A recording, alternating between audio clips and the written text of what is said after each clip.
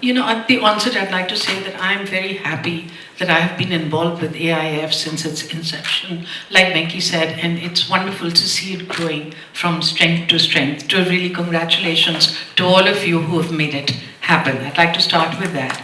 And also, I'd like to say that, I have worked in about 140 films. Of those, not even a handful have been controversial.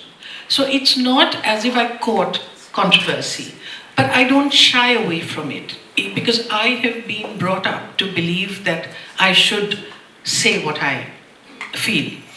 When Fire was offered to me, it's not as if I just grabbed the role. I knew that it would have some repercussions, but I figured that not all of India's audiences are a monolith. That what it would do is that it would outrage some people, it would move some people, it would puzzle some people. But what it would do is start a process of questioning. And that is the first step. Also, I think that film has a possibility to create a climate of sensitivity in which it is possible for change to occur.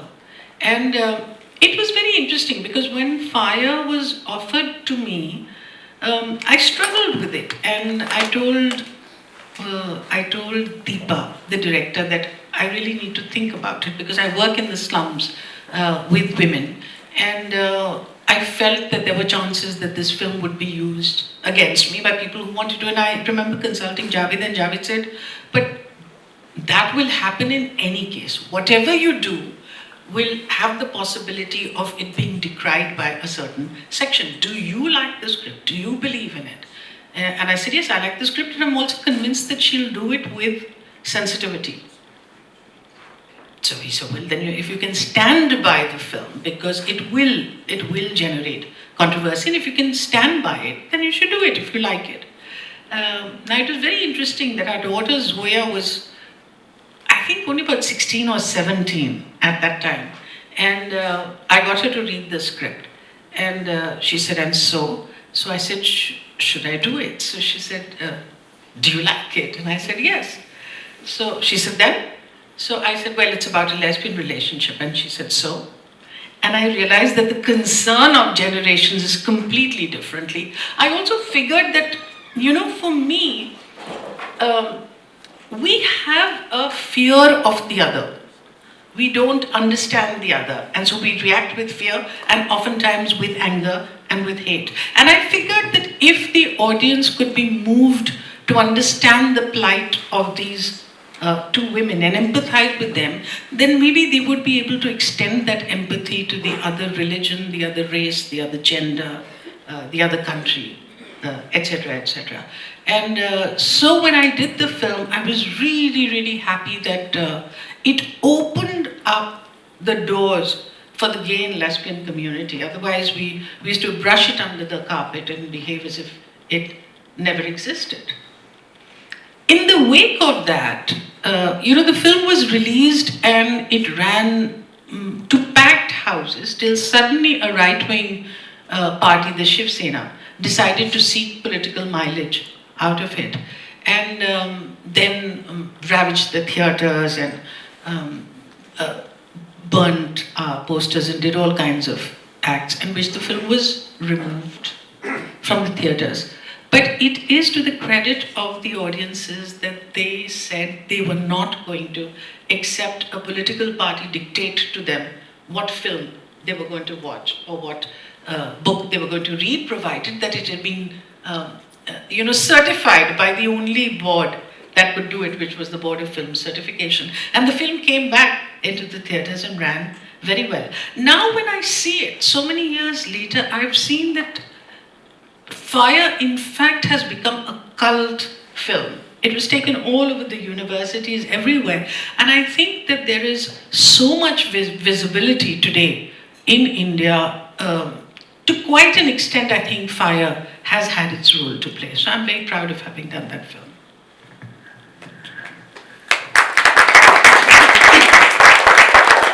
And yeah, I completely agree with you. I have many non-South Asian friends who have seen Fire and really took that as a step into South Asian culture and understanding a little bit more about India and also the issues that we're working with on women empowerment there as well. So, Javed Saab, how was it for you when this movie came out, being Shabana G's partner during this period?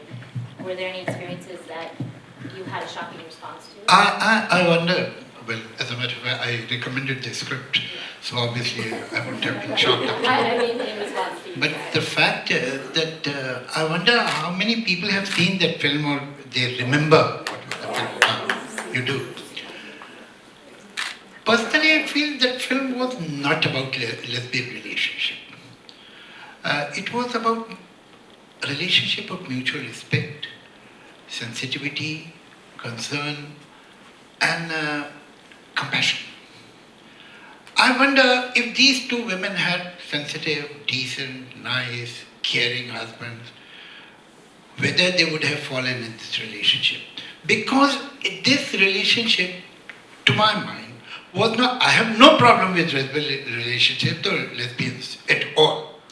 But was it physical attraction to begin with?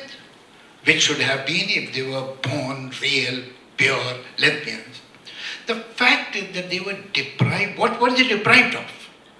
They were deprived of respect. They were deprived of attention. They were deprived of sensitivity, care, acceptance of their individuality. And somewhere these women found this between themselves. So that is actually the crux. And some people look at it only on the surface.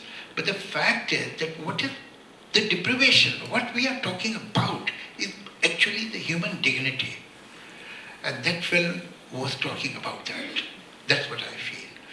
And personally I feel that in Shabana's career, Earth is even a more important film than Fire.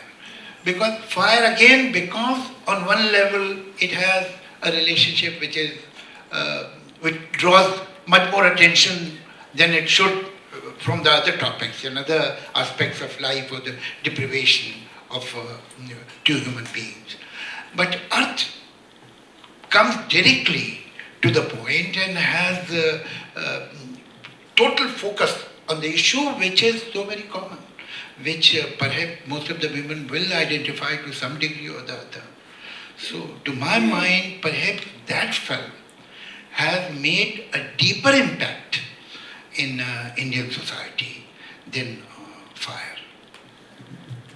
And then adding to that, I know that they asked you to change the end of Earth, right? To change the ending so that the heroine would actually go back to her husband. And you guys are speaking of human dignity. How was it to be able to stand up against that and give the dignity to her role and say that this is reality and this is something that we should stand up for and continue to have that in the film? Well, you know, I grew up in a family where my father was a member of the Communist Party, and both my parents believed that art should be used as an instrument for social change, where gender parity was a given. I think I must have been about 19 or 20 years old when I realized that in fact this was the exception rather than the rule. And so for me to have a certain kind of mindset where the dignity of the person is important was something that was in my background. When we did Earth, I don't know how many of you have seen Earth. Yes. Okay, so it was a film that came out in the early 80s, and it was about a wife who had been abandoned by her husband for another woman. And the woman is shattered, the wife is shattered, but then in time she finds her identity and is about to collect herself when the husband comes back. And because he's fallen out with his girlfriend and says, "I'm sorry, I made a mistake, will you take me back?" And the wife says, "If I had made the same mistake, would you have taken me back?" And he's honest enough to say no. And so she says no, and she walks out. Now, distributors who watched the film said it's a beautiful film, but you have to change the end. imagine audiences accepting that an Indian husband is saying sorry and that the wife will go away. It won't work. But Mahesh Bhatt and I, the director of the film, said this is the reason we've made the film and this is what we're going to do. And but when the film was released, not only was it critically acclaimed, but it also became a commercial success. And that proved that oftentimes filmmakers are not in sync with what the audiences are ready for. They think that there is a stereotype. I think what is important is films today with women are breaking the stereotype and audiences are lapping them up because there is a change happening in Indian society. You see, India is a country that lives in its mythology. And so Sita as the quietly acquiescing wife is the ideal. Now, films tend to try and work to that stereotype rather than reveal what is the reality of women today. And increasingly, you're seeing that in Hindi films, and I think that is a very welcome phenomenon because it is reflective of what the woman aspires for today. The roles are definitely changing. We are in a society of transition. And I think women are changing, but men are still in the hold. We have to come to terms with the fact that basically, in a country like India, it is a patriarchal mindset that decides the rules of the game. And the insidious thing about patriarchy is that the women themselves internalize patriarchy in a way where they think it is okay. It is okay. The parents, there is a pressure to keep the marriage alive under all circumstances. So if you see that if the girl comes back and says that, my husband hit me, instead of saying violence cannot be accepted and my home is open for you, the parents say, oh, but he's your husband, he must have been in a bad mood, go back to him. Because the pressure to keep the marriage alive under all circumstances is the phenomena that decides what's happening. So basically when we talk about empowerment of women, it can only happen when we tackle it at the level of this deep patriarchy, which will have to be overturned, whether it is through education, whether it is through economic independence, whether most of all it is giving women a sense of self and the power to take decisions about her own life.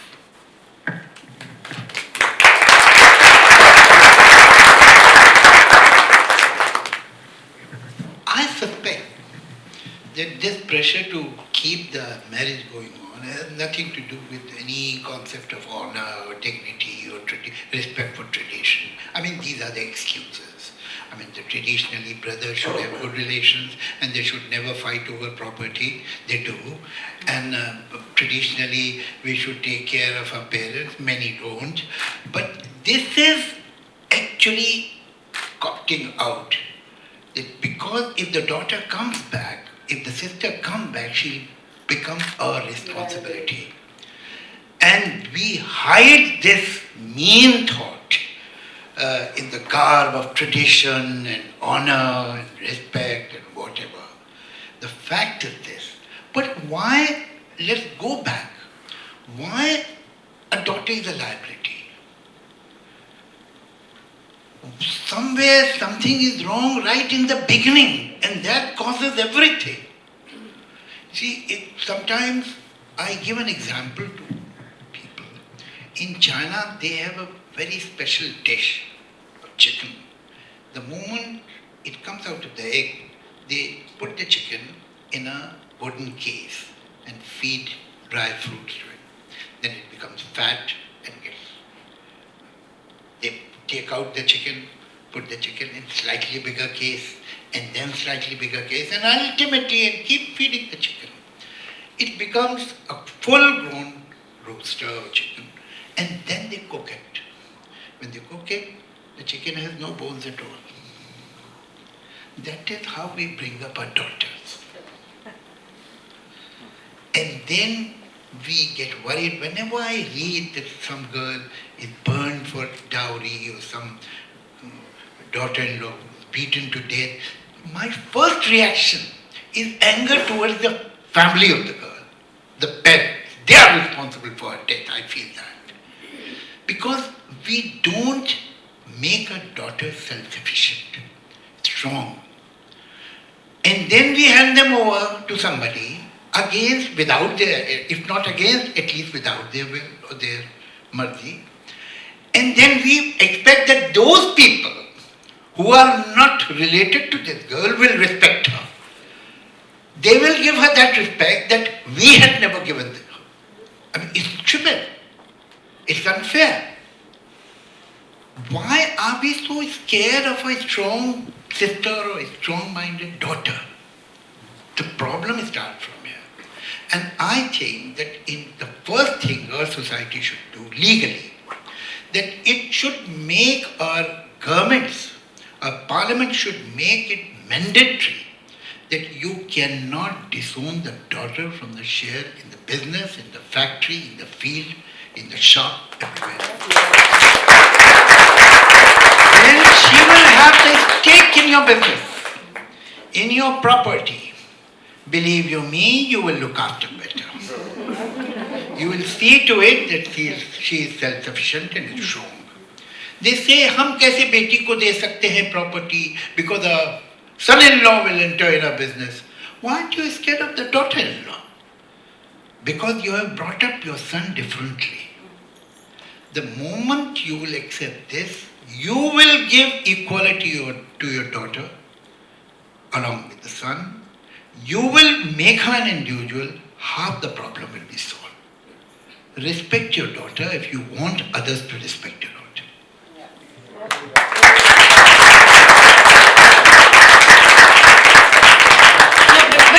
But taking up from there, I do think, first I'll say what I repeat very often, that India is a country that lives in several centuries simultaneously.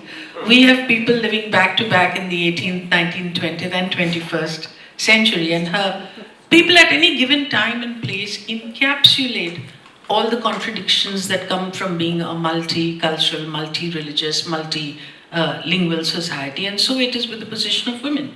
So on the one hand, we've had very powerful women. We've had a woman prime minister, a woman president. We have lots of women in very important political positions. We have women in the corporate world. But it's also a sad fact that female feticide is practiced today, now in India. And not as you would imagine in the back of beyond, not in the hinterlands, but in South Mumbai, in South Delhi, in Gujarat, in Haryana, in Punjab, in